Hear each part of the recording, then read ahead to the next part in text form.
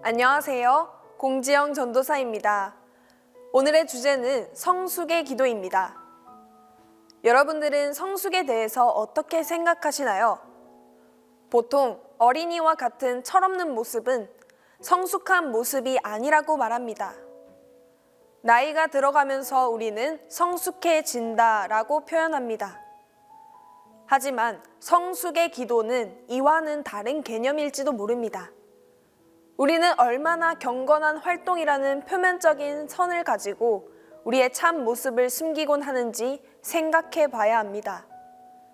성숙의 기도는 이처럼 그 이전에 첫 마음을 가지고 순수한 마음으로 하나님 앞에 나아가기 원했던 그 마음을 가지고 기도하는 것이고, 또 자신의 부족함을 인정하고 나아가는 기도입니다.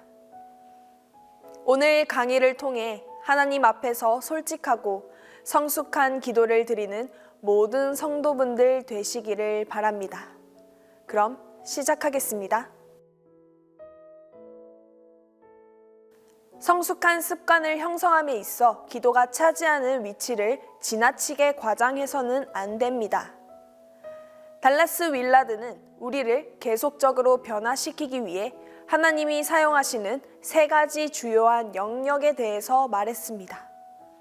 첫 번째 영역은 금식, 예배, 찬양 등의 영적인 생활에 대한 전통적인 훈련입니다. 두 번째 영역은 저항, 불순종, 회개, 굴복, 믿음, 순종 등 하나님의 성령의 역사에 대한 끊임없는 상호작용입니다. 세 번째 주요한 영역은 우리가 매일같이 접하는 갖가지 좌절과 시련과 유혹에 의해 하나님께서 우리 안에 키워주시는 인내심입니다. 우리가 유의할 점은 성숙의 기도는 영적 생활에서의 완전주의가 아니라 성장이라는 것입니다. 중요한 것은 진보와 성장과 변화와 성숙의 중요성입니다. 하나님께서는 우리를 변화시켜 점점 더 그리스도의 형상을 닮게 하시기를 원하십니다. 하나님이 미리 아신 자들로 또한 그 아들의 형상을 본받게 하기 위해서 미리 정하셨으니 하는 말씀이 바로 그것입니다. 성숙의 기도에는 능동적인 면과 수동적인 면이 있습니다. 능동적인 면을 보면 우리는 하나님을 추구하고 있습니다. 우리는 하나님께서 지으신 성읍을 찾고 있는 나그네들입니다. 우리는 두렵고 떨림으로 우리의 구원을 이루어 가고 있습니다. 우리는 그리스도 예수 안에서 하나님께서 위에서 부르신 목표를 향해서 쫓아가고 있습니다. 수동적인 면에서는 우리는 하나님께서 찾고 계시는 대상입니다. 우리는 정신을 차리고 하나님의 부르심에 응답해야 합니다. 이처럼 기도에는 능동적인 면과 수동적인 면이 같이 필요합니다. 우리의 변화를 주된 목적으로 하는 성숙의 기도에는 3가지 고전적인 방법이 있는데, 그 첫 번째는 이그나티우스가 쓴 영적 훈련에서의 유래한 것입니다.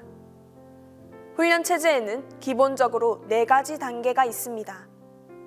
첫 단계에는 하나님의 사랑에 비추어 우리의 죄에 초점을 맞추어 보는 것입니다.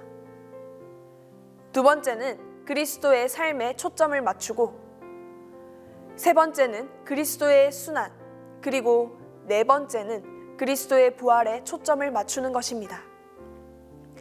훈련의 목적이 그리스도를 닮는 데 있기 때문에 훈련 과정 내내 성령의 특별한 은사와 은혜가 끊임없이 요구됩니다.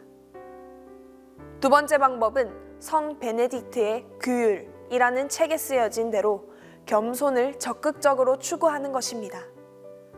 우리 시대에는 겸손이 너무나 나쁜 취급을 받아왔습니다. 겸손은 가능한 한 진리와 가까이 사는 것을 의미합니다. 우리 자신에 관한 진리, 다른 사람들에 관한 진리, 그리고 우리가 살고 있는 이 세상에 관한 진리가 바로 그것입니다. 겸손은 사실 생명을 일으키는 힘으로 가득 차 있습니다. 그 말은 본래 비옥한 땅을 뜻하는 라틴어 후무스에서 나왔습니다.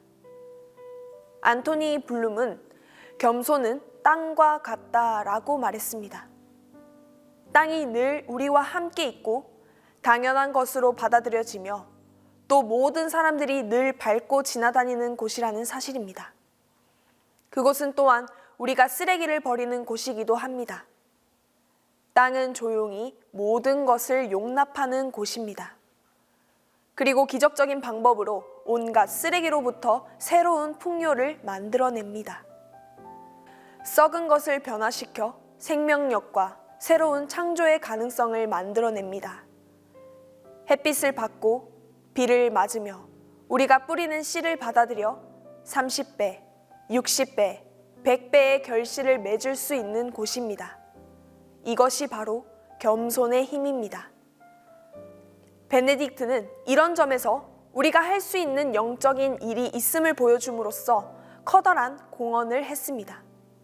교만을 정복하고 온유하고 겸손한 삶의 기쁨을 가져다주는 몸과 마음과 영의 활동이 있습니다. 베네딕트가 말한 여러 가르침은 하나님과 우리 사이의 관계에 초점을 두고 있습니다. 하나님께 대한 경외심을 늘 목전에 두라. 우리 자신의 뜻과 욕망을 포기하고 하나님의 뜻을 실천하라. 우리의 모든 악한 생각과 하나님께 대한 모든 악한 행위들을 고백하라.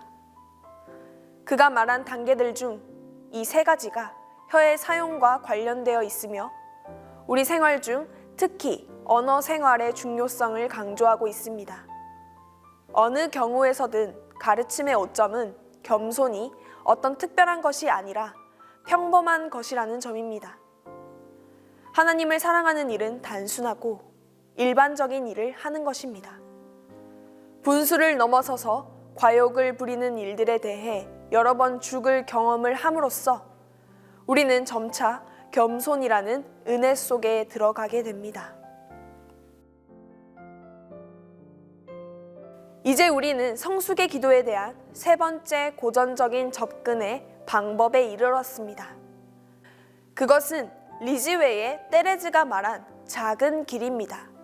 작은 꽃이란 책으로 유명한 이 소박한 여인은 기도로 충만한 생활을 설계하여 많은 사람들에게 도움을 주었습니다. 그것은 그녀는 작은 길이라고 불렀는데 얼핏 보기에는 간단합니다. 테레즈는 이러한 하찮은 일들이 위대하고 공인된 거룩한 행위보다 예수님을 더 기쁘게 한다고 확신했습니다. 작은 길의 아름다움은 모든 사람들에게 이용 가능합니다. 어린이로부터 어른에 이르기까지, 현자로부터 소박한 사람들에게 이르기까지, 그리고 힘 있는 사람들로부터 평범한 사람들에게 이르기까지 모두가 이 작은 일들을 할 수 있습니다.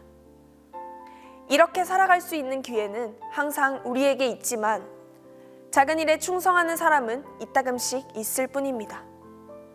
이런 작고 사소한 행동들을 보면 말할 가치도 없다고 생각할지 모르겠지만 우리가 알지 못하는 사이에 그것들을 통해 이기심을 정복할 수 있습니다. 수동적인 성숙의 기도의 또 다른 유형은 유순한 기도입니다. 그것은 완전히 온순하고 완전히 솔직하며 하나님의 손에 완전히 포기하는 경험을 말합니다. 여러분, 손에 연필을 들고 종이 위에 알아볼 수 없는 그림을 그리고 있는 어린아이를 마음속에 그려보세요. 이제 그 아이의 어머니가 그 아이와 손을 잡고 종이 위에 그 손을 움직이며 크고 멋진 글씨를 쓰는 모습을 상상해 보시길 바랍니다. 이것이 바로 유순한 기도입니다. 유순한 기도의 가장 핵심적인 부분은 바로 이러한 연약함입니다. 무방비로 접근이 용이하다는 점입니다. 그러니 이 말을 들으면서 여러분 자신을 토기장이이신 하나님의 사랑의 손길에 내맡기세요. 그리고 두려워하지 마시길 바랍니다. 하나님은 상한 갈대를 꺾지 않으시며 꺼져가는 심지를 끄지 않으시는 분이라고 성경은 말씀하고 있습니다. 이상 성숙의 기도입니다. 성숙의 기도를 올려드리고 그 이후에는 기도 시간이 있습니다. 기도를 드리면서 하나님께 나의 가장 은밀한 부분까지 내어드리는 성숙의 기도를 드리시길 바랍니다. 감사합니다. 사랑의 주 예수님, 나는 매 순간 주님을 닮고 싶습니다. 그러나 내게는 그렇지 않은 순간들도 있습니다. 주님의 길에 순종하는 것이 진정으로 얼마나 좋은 일인지 깨닫게 해 주시옵소서. 주님을 찾다가 오히려 내가 주님에 의해 발견되게 하옵소서. 주님을 사랑합니다. 예수님의 이름으로 기도드립니다. 아멘.